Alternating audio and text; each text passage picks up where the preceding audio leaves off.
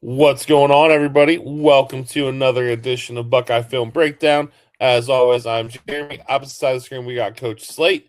If you're tapped in through Substack, enjoy the episode. If you're checking us out on YouTube or any other avenue, enjoy a free preview. And we hope you slide on over to Buckeye Film Breakdown, find a tier that works for you, and join the community. Just wanted to get on here tonight. Guys are back in practice this week. Pads are starting to pop. We had some pro day action today. Just a little bit of a roundup edition, I guess you would say.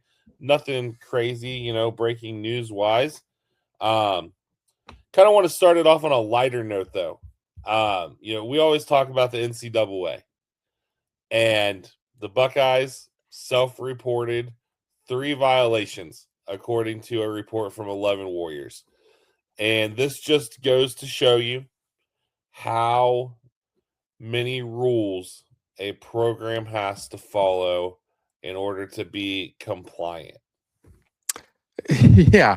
Yeah, it's pretty crazy to think in your we're going to go over some of the rule violations, but it's just pretty crazy to think all the links that these programs have to do to make sure that they fall in compliance with the NCAA. But that's why they have compliance departments to make sure that they are doing this. And the more that you can self-report, obviously the better that it's going to be if you do catch on to these things, so that the NCAA doesn't, hit you with a larger punishment down the road. Yeah, so probably the most well-known minor violation in Ohio State history involves Micah Parsons. Uh, there was something about the way he was on the set of game day, and he got to meet Eddie George, and essentially Ohio State couldn't recruit him anymore. Obviously all the way to Tatgate, which that's a whole nother level. But so these 3, the first one, Ohio State, and during summer practice or summer camp, used a student manager who the program thought was transferring from a regional campus. So Marion, Mansfield, Newark, one of them, and did not end up enrolling in classes in the fall. So that's technically a violation. It would be no different than you or I going to be a manager, I guess. Yeah. Which is crazy. It's like, okay, well, the kid goes to Ohio State. He just doesn't go to main campus. And so, hey, you can't work here because you're not here at main campus, but you're at a regional campus, though. So that's just, it's okay. That's great. That's a weird thing to have to report. Well, and I wonder if maybe the kid didn't enroll anywhere afterwards. I don't know. Yeah. Yeah. But but I do believe it had to be main campus. Yeah. The second one, I guess I can kind of understand. In January of last year, a player had not been medically cleared and went through strength and conditioning activities. Okay, I'll give you this one. Do I think it should be deemed a violation? Probably not. But at the end of the day, the NCAA's job is to be there for the athlete. Yeah. And then this one, okay. Like sounds like the NCAA is actually trying to look out for the player's best interests, which we always, don't see from them. And so that is something that, okay, I can get that. You want to make sure that the player's cleared before they return back to any sort of activities. And so I can get why this one would have to be reported. But again, like it's very minor, very Yes, minor. absolutely.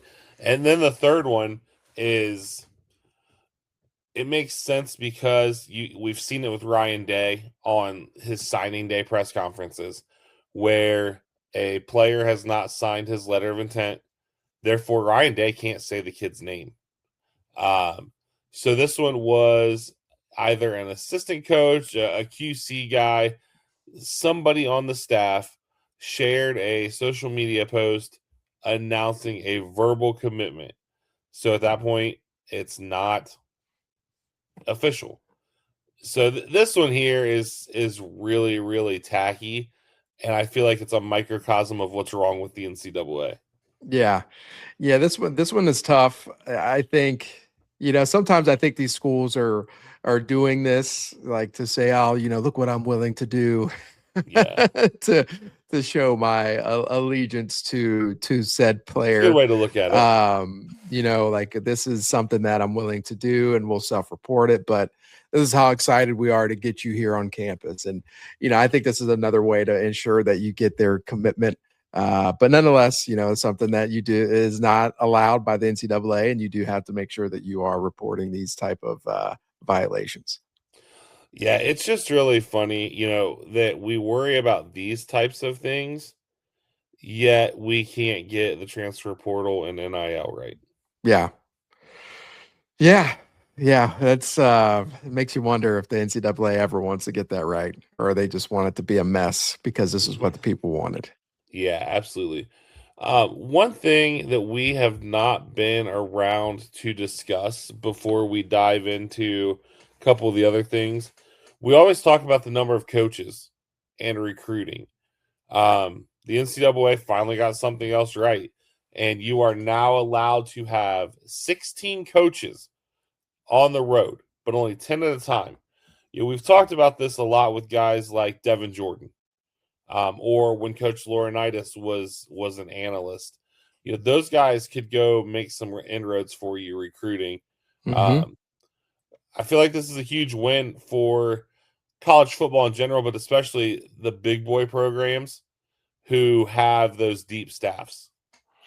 Yeah, it's a huge win for the bigger programs who have the huge staffs, and I think it opens up it's going to open up the pocketbooks for the coaching staffs, and it's going to say like, hey, these ads are going to have to make sure they're paying coaches to keep them around, because now coaches like Devin Jordan become bigger assets, because Mhm. Devin Jordan, if you ever get a chance to interact with Devin Jordan, he's a fantastic human being that you want your players or prospective recruits to be around when they're on campus. Well, now he's got the opportunity to be able to go out on the road, and so now you can rotate him into that rotation of the 10 that goes out at a certain period of time. And so I just think that is great for him. Now it puts him in a position to show his worth to Coach Day, Yeah. and now I can earn some extra coin as well. And so potentially, if Coach Day deems that possible. And so I think it's a great thing, and I do think the NCAA got this right. This is also great for coaches like Coach Johnson. Like, he's at the end of his Yeah. career. Yeah, I'm 70 plus years old. I don't necessarily want to be flying across the country all the time to go recruit these 4 and 5 star guys that I do want to get here to Ohio State. So we can send somebody else out there on the road, and I'm just going to stay locally this time around. Like, Yeah. I think this is beneficial to some of these guys, and this is just a good thing for college football, in my opinion. And I definitely think this is going to be very, very beneficial to Ohio State. Just think about it. If Coach Patricia or and Arthur Smith and our new hires all go out on the road together with all these NFL ties, all these NFL coaches, and they walk into your house. Yeah. Well, I mean, like, okay, you have an NFL coaching staff that's walking into your house saying, "Hey, come to Ohio State." Mm. That's a huge recruiting pitch for the Buckeyes. It's only going to be a benefit for Ohio State. Yeah. And you hit on it something there. Buckeyes have added a couple of new faces, and some QC roles, analyst roles, and we will discuss those later this week in an opening drive. Um, but it continues to grow, and I think you're really starting to see Ohio State set that trend to function like an NFL program. And you heard Arthur Smith kind of talk about that yesterday with media. He's like, I don't really have a connection to Ryan Day outside of talking to him at Pro Day and talking to guys I know that have coached with him, players that played for him, and it's a pro program. And it doesn't get any better than that. That was Alabama under Saban. We always joked about the Nick Saban Center for Rehabilitated Coaches, but you know, Yeah, man. with the Ohio State, what they're doing, it's not even a rehabilitation thing. I mean, I guess you could maybe say Matt Patricia is.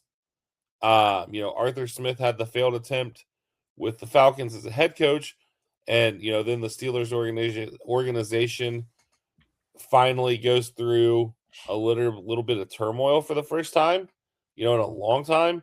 Yeah. But I don't think that was all on him. I mean, yes, their offense looked inept at times this year, but you also have a geriatric quarterback with, half the arm strength that he had, which is still better than a lot of people's. Don't get me wrong. Yeah. But yeah, it's going to be interesting to see if they continue to go this way. I think at this point, we're all going to assume anytime a coordinator job opens up under Ryan Day, it's going to be an NFL guy. Yes, definitely going to have some sort of ties to the NFL. And I get it. With NIL, you gotta adapt. You gotta have that pro model. And again, this high school recruits want to go to the NFL. Mm-hmm. This is what they want to do. Had an opportunity to get to train one of the guys that's on Ohio State's roster last week while they were on spring break. That was one of the things he was talking about. How motivated these guys are by the opportunity to be first rounders, to be, drafted, to play for Coach Patricia and to play for these NFL guys. He was like, I was not expecting to see these guys so motivated by that. And that's the sole reason why they came to Ohio State. It wasn't because the campus, it wasn't because the nightlife or what they could provide afterwards. I feel like Ohio State can get me to the league. That's it. And I was like, oh, that's good. Yeah, it's a very good point, and it's understandable. And so, hey, listen, that's if that's Ryan Day's way he's going to go about things, and I love it, man. Stick to your philosophy and continue to grow, continue to build it. Absolutely. We're going to pause for a quick break for a second. And like I said earlier, if you are checking us out on YouTube or any other avenue, this is where the preview will end. Everybody that is tapped into the Buckeye Film Breakdown community via stream or Substack, enjoy the rest of the show.